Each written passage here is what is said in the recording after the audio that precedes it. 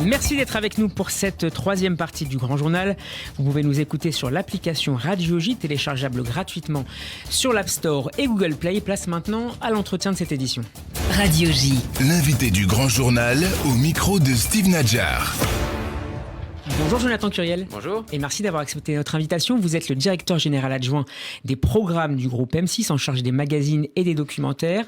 Vous publiez aux éditions de l'Aube ce livre, La société hystérisée. Je le montre à la caméra pour ceux qui nous regarderont sur YouTube. Un essai sur notre ère, celle du clash, de la polarisation du débat et de la violence aussi parfois. Cette hystérisation, c'est le produit de la révolution des moyens de communication et d'information. Société du clash parce que société des réseaux sociaux et des médias d'opinion. Oui, en grande partie, résultat effectivement de l'avènement des réseaux d'il y a une quinzaine d'années où l'affrontement est devenu assez banal et où on a l'habitude de clasher, du buzz, des petites phrases. C'est la nouvelle règle du jeu.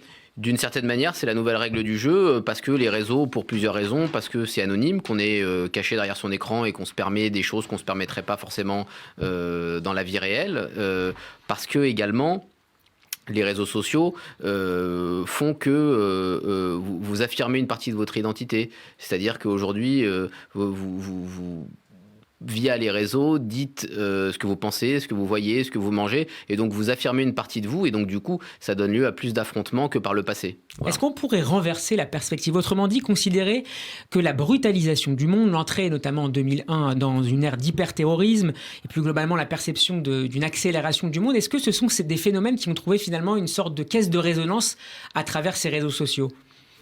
Oui, c'est sûr que les réseaux amplifient ce que vous amplifient ça, plus l'emballement un peu médiatique d'une certaine manière, ou du fait de la concurrence entre les différents médias, de la profusion des canaux de diffusion, il faut essayer d'attirer l'attention sur soi, et du coup on a tendance à favoriser le buzz, le clash et d'autres éléments de ce type. Vous montrez bien, Jonathan Curiel, que c'est le choc non pas des idées, mais surtout des opinions, la valorisation du débat comme théâtre d'affrontement nécessairement binaire qui gagne de plus en plus du terrain.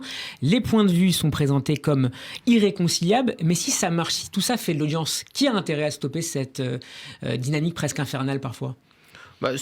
En fait, c'est même pas nécessairement faire de l'audience. C'est-à-dire qu'aujourd'hui, on est effectivement dans une culture un peu du spectacle et on est surtout aussi dans une culture, mais à la fois, c'est pas nécessairement un besoin médiatique, mais on s'y est habitué, on s'y est accoutumé, où le débat est devenu binaire. C'est-à-dire qu'on est pour, on est contre, on doit choisir son camp.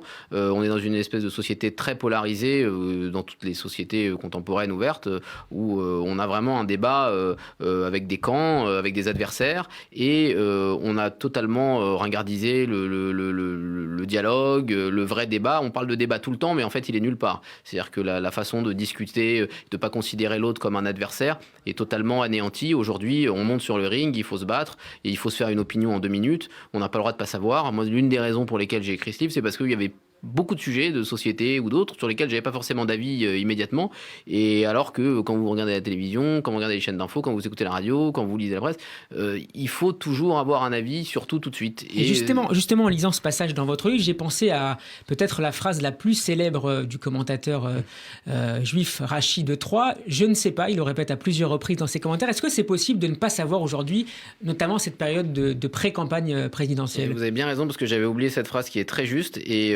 qui rejoint aussi celle de Platon, qui est je sais que je ne sais pas. C'est-à-dire que le dialogue platonicien, c'est aussi de ne pas savoir, de mettre fin à ses certitudes. Et justement, la vision platonicienne du dialogue, c'est pas l'affrontement de 2 opinions clivées, toutes faites et qui ne bougent pas. C'est pas une pensée qui s'arrête, mais c'est au contraire une pensée en mouvement. C'est une pensée qui se confronte à celle des autres et qui vise à problématiser les choses, non pas à trancher, mais à problématiser. C'est ça ce que devrait être le débat public, c'est mettre fin à ces certitudes, à problématiser les sujets sur la place publique, avant ensuite que les politiques, que les citoyens tranchent. On l'aura compris, Jonathan Curiel, vous faites un sort à la polarisation du débat, à sa politisation extrême.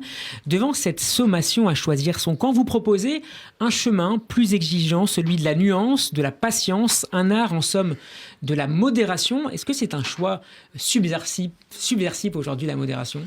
Ah bah aujourd'hui, oui, le retour à la nuance est subversif parce que dans une économie de l'attention ou dans une économie du spectacle, effectivement, être nuancé, être consensuel, le mot consensus est un peu ringard aujourd'hui, il est un peu terne, le mot nuance aussi, on a besoin d'affirmer, d'être péremptoire, le doute n'est plus très en vogue, l'humilité n'est plus très en vogue, on parlait des réseaux sociaux tout à l'heure, vous voyez les réseaux sociaux, j'y participe moi-même à ma petite échelle, c'est-à-dire que on fait suivre des articles sur soi, on est fier d'annoncer que, on est ravi d'annoncer que, on est toujours dans la promotion à la fois de soi-même, des autres, de ses activités. Donc effectivement, on est dans un manque d'humilité, on est dans un manque de doute, dans un manque de nuance, qui fait qu'aujourd'hui, c'est devenu pas très très en vogue et effectivement, ça peut être un contre-feu à cette hystérisation rampante. Cette hystérisation de la société s'incarne aussi parfois au sommet du pouvoir, notamment à l'étranger, Trump, Bolsonaro, Erdogan ou encore Modi en Inde.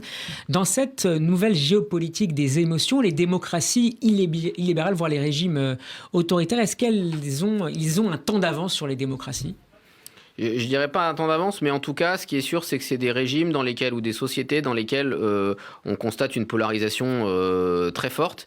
Et paradoxalement, les différences entre ce qu'on peut appeler des camps, mais entre deux camps opposés ou deux camps politiques, sont pas forcément si éloignés que ça. C'est-à-dire qu'on a une sensation aujourd'hui de société extrêmement polarisée, mais les différences, quand on regarde dans le détail, ces différences ne sont pas si grandes. Par contre, le constat de la polarisation par rapport à il y a une vingtaine d'années est extrêmement marquant. Par exemple, aux États-Unis, dans les années 90, il y a un chiffre intéressant, 20% des démocrates avaient une mauvaise opinion des républicains et vice-versa. Aujourd'hui, le chiffre, c'est 80%. C'est-à-dire que la société s'est totalement étirée et on a vraiment deux ensembles, les républicains et les démocrates, qui se regardent en chien de faïence et qui sont des adversaires véritables. Alors qu'avant, ils pouvaient s'adresser la parole, ils se parlaient, et ainsi de suite. Une évolution populiste qui trouve également une traduction sur le plan culturel avec plusieurs séries, notamment la britannique Years and Years, diffusée sur Canal+. Vous êtes le directeur général, je le disais, adjoint des programmes du groupe M6. Comment est-ce que vous analysez les attentes des téléspectateurs de ce point de vue ? Vous notez notamment dans le livre la recherche également de programmes cocooning. Oui, alors il y a plusieurs choses, c'est-à-dire que d'une certaine manière, on est un peu bercé, pour les besoins de ce livre, j'ai un peu recensé les émissions sur les chaînes d'information, les talk-shows qui émergent de plus en plus, où il y a cette culture du spectacle, cette culture de l'attention, où il faut effectivement revenir sur le clash de la veille, refaire du buzz, donc ça c'est une première partie. Et en même temps, pour reprendre l'expression présidentielle, vous avez un besoin qui est assez net et qu'on a constaté d'une espèce de télé doudou, de télé un peu réconfort, avec de l'humour, avec des programmes de solidarité, des programmes à partager. Pendant le confinement, ça a été extrêmement étonnant et marquant. Les films patrimoniaux ont eu un succès considérable. Et les Vieux Louis de Funès qui ont rassemblé toute la famille. Il y a eu les émissions de cuisine.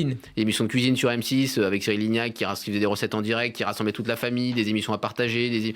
Donc il y a en même temps un besoin d'apaisement et d'anti-hystérisation où les gens ont besoin de revenir un peu dans leur cocon, de se sentir entre eux. D'ailleurs, on le constate même d'un point de vue sociétal. Les gens se ressentent beaucoup sur la maison aujourd'hui. Les ventes de barbecue explosent, les ventes de piscine explosent. On est vraiment, on se replie sur le chez-soi, sur sa famille, sur la sphère familiale. Et donc il y a tout un côté nostalgique aussi. Donc il y a plein de petits signaux anti-hystérisation qui se juxtaposent à cette téléspectacle et à ces réseaux sociaux hystérisés. Un mot sur le phénomène Zemmour, qui est une sorte d'incarnation aussi de cette hystérisation du débat public. On le connaît évidemment, on l'a connu sur France 2, sur Paris Première plus récemment, ou encore sur CNews. Mais tout a démarré en réalité sur iTélé avec une émission qui correspond bien finalement à ce que vous décrivez dans le livre. Ça se dispute. Il y a une sorte de reflet inversé de ça se discute. Ouais, et Jean-Luc Delarue, c'est le produit d'un système. Oui, c'est à la fois c'est le produit effectivement d'un système, c'est le produit d'une société qui aime la polémique. On qualifie souvent dans les articles de presse récents de polémistes, polémos en grec, c'est la guerre. Et du coup, il y a effectivement, il est le produit d'une époque. Il fait le buzz avec des propos parfois brutaux, très engagés, très durs et qui surprennent, sans langue de bois. Enfin, en tout cas, c'est ce qu'on dit. Donc effectivement, il est le produit de cette volonté de buzz et de clash permanente.